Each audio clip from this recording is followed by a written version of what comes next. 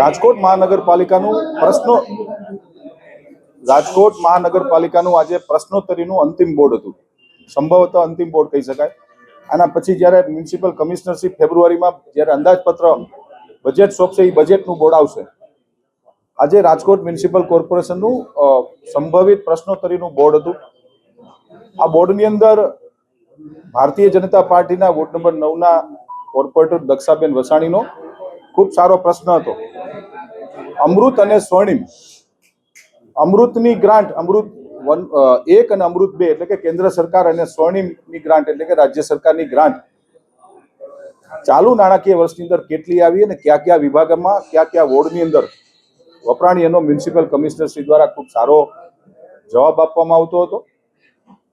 મારા દ્વારા ભારત દેશના વડાપ્રધાન માનનીય નરેન્દ્રભાઈ મોદી સાહેબ, માનનીય ગૃહમંત્રી અમિતભાઈ શાહ સાહેબ, જેની આજે જ રાષ્ટ્રીય અધ્યક્ષ તરીકે નિમણૂક થઈ છે એવા માનનીય રાષ્ટ્રીય અધ્યક્ષ નીતિન નવીનજી, ગુજરાત સરકારના માનનીય મુખ્યમંત્રી શ્રી ભૂપેન્દ્રભાઈ પટેલ સાહેબ, નાયબ મુખ્યમંત્રી શ્રી હર્ષભાઈ સંઘવી સાહેબ અને ગુજરાત પ્રદેશ ભારતીય જનતા પાર્ટીના અમારા અધ્યક્ષ માનનીય શ્રી જગદીશભાઈ વિશ્વકર્મા સાહેબનો મારા દ્વારા આભાર માનવામાં આવ્યો છે કે આ રાજકોટ મહાનગરપાલિકાની જ્યારે આ ચાલુ 5 વર્ષની જ્યારે 2021માં ટર્મ શરૂ થઈ ત્યારથી આજ દિવસ સુધી અંદાજિત ₹5000 કરોડના વિકાસ કામો રાજકોટ મહાનગરપાલિકામાં અમે સૌ કરી શક્યા છીએ. રાજકોટ શહેરની પ્રજા માટે સરેરાશ 18 વોર્ડની અંદર સમતોલન જાળવીને 18 વોર્ડની અંદર વિકાસ કામો અમે લોકો કરી શક્યા છીએ, જેનો અમને ગર્વ છે.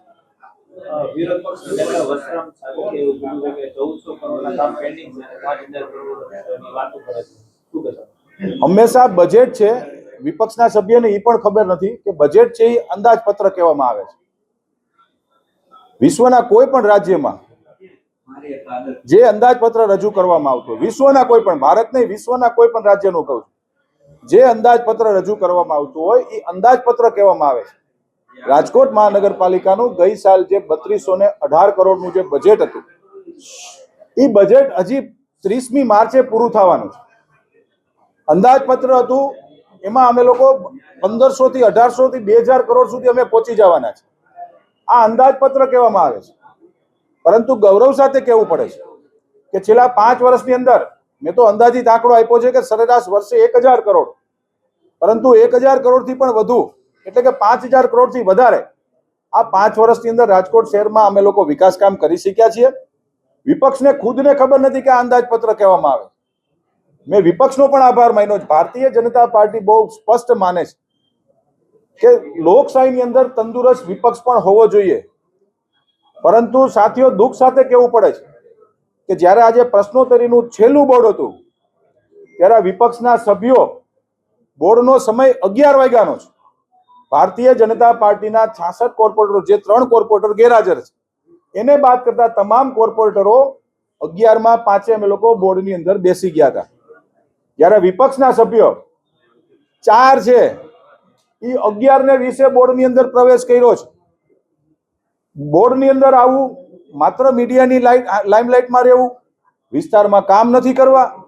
જ્યારે ભારતીય જનતા પાર્ટીના એક કાર્યકર્તા તરીકે, કોર્પોરેટર તરીકે અમને સૌને ગર્વ છે કે એમના પોતાના વોર્ડની અંદર પણ હું 5 વર્ષનું સાથીઓ વિકાસનું સર્વેયું વોર્ડ નંબર 15માં આપી શકું એમ છું. હાલમાં જ રાજ્યના શિક્ષણ મંત્રી દ્વારા શિક્ષણનું એક નવી શાળાનું ખાતમુહૂર્ત કરવામાં આવ્યું. ગર્વ સાથે કહેવું પડે છે કે ભારતીય જનતા પાર્ટીની સરકારે 18 વોર્ડની અંદર સર્વાઈવલ વિકાસ કર્યો છે. માત્ર વિપક્ષને, એક સફળ વિપક્ષ તરીકે પણ કોંગ્રેસ પાર્ટી રાજકોટ શહેરની નિષ્ફળ ગઈ છે.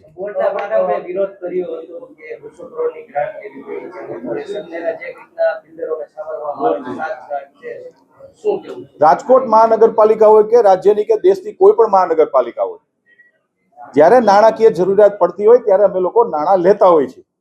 આપણે આપણા ઘરમાં ક્યારેક લેતા હોય છે, તો સ્વાભાવિક છે કે મહાનગરપાલિકાને પણ જરૂર પડતી હોય છે. આ એક રૂટીન પ્રક્રિયા છે. આમાં કોઈ મહાનગરપાલિકા ફડચામાં હાલે કે એવું કશું છે જ નહીં સાથીઓ. આ એક રૂટીન પ્રક્રિયા છે. એ રૂટીન પ્રક્રિયા સ્ટેન્ડિંગ કમિટીમાં આવી હતી અને એ મંજૂર થઈ.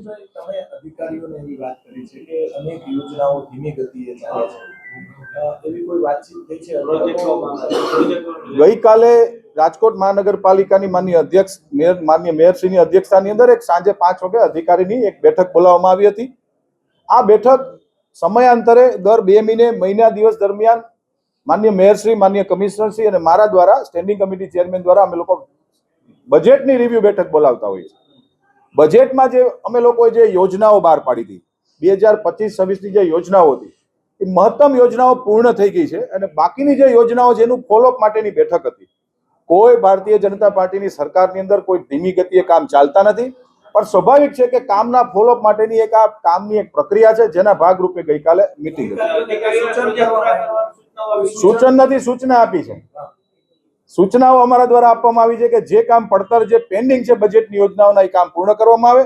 જે કામ નથી થઈ શકતા, સ્વાભાવિક છે ન થઈ શકે, તો એના કારણો આપો અમને લેખિતમાં, પરંતુ જે કાંઈ પણ બજેટની યોજનાઓ હતી બજેટની યોજનાઓ પૂર્ણ કરવામાં આવે. કુલ 18 યોજનાઓ હતી.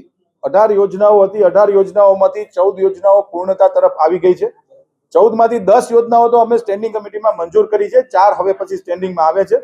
બાકીની 2 જે યોજના છે કે જે નથી થઈ શકે એવી, એમાંથી એક યોજના છે સ્માર્ટ સિટીની અંદર LED દ્વારા આવક ઊભી કરવાની જે યોજના હતી. હાલ અટલ સ્માર્ટ સિટીમાં રેસિડેન્સ ઝોન ન હોવાના કારણે એ જે આવક ઊભી કરવાની યોજના હતી એ હાલ પૂરતી અમે લોકોએ પડતી મૂકી છે, જે LED દ્વારા એની આવક ઊભી કરવાની હતી.